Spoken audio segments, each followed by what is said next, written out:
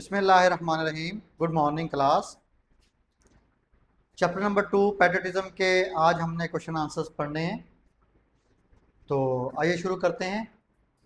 आज हमने box question पढ़ने हैं। इसके लेसन नंबर 2 इंग्लिश का लेक्चर है हमारा, पैट्रियटिज्म चैप्टर नेम और question answers. So let's begin, शुरू करते हैं।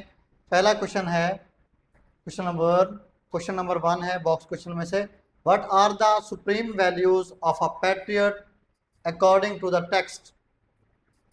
What are the supreme values of a patriot according to the text?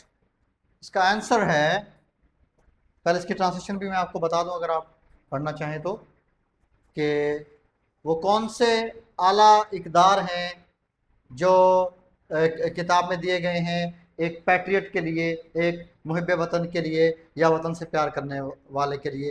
कौन कौन से आला इकदार जो हैं जो किताब में बयान किए गए हैं या टेक्स्ट में बयान किए गए हैं। आंसर है इसका, the supreme values of a patriot are the integrity,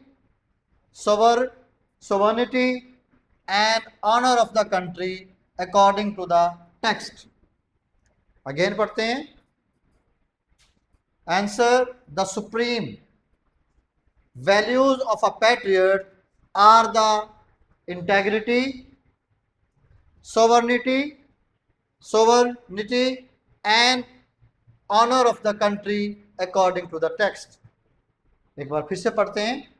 The supreme values of a patriot are the integrity, sovereignty and honor of the country according to the text। Question number 3 है, why did कायदे आजम want to, क्योंकि यहाँ पर did लगा हुआ है इसलिए यहाँ पर want आएगा। Why did Qaid Azam want to secure a separate homeland for the Muslims of the subcontinent? Why did Qaid Azam want to secure a separate homeland for the Muslim of the subcontinent? इसका answer है, कायद आजम मोहम्मद अली जिन्ना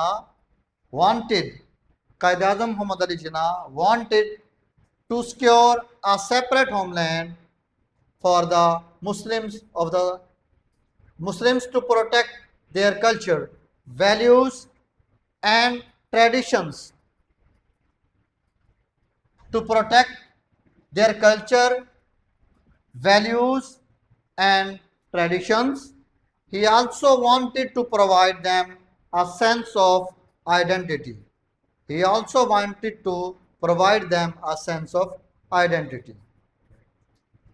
दोबारा इसका answer पढ़ते हैं। कायद आजम Mohammad Ali Jinnah wanted to secure a separate homeland for the Muslims to protect their culture, values and traditions. He also wanted to provide them a sense of identity.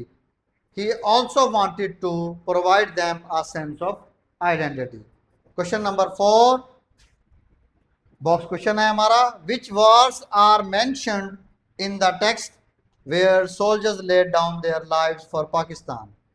तर्जुमा इसका यह बनता है, वो कौन सी जंगें हैं जिसमें पाकिस्तान के बहादुर सिपाहियों ने अपने मुल्क के दिफा के लिए अपनी जानें कुर्बान की। इसका जवाब है, answer, there are 3 wars mentioned in the text.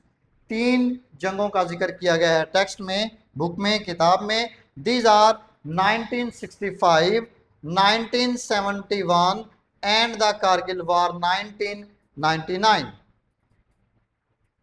These are 3 wars mentioned in the text. These are 1965, 1971 and the Kargil War 1999। Next question है हमारे पास, हु इज अवॉर्डेड निशान Haider in Pakistan. Who is awarded निशान हैदर इन पाकिस्तान। निशान हैदर पाकिस्तान में किन लोगों को दिया जाता है।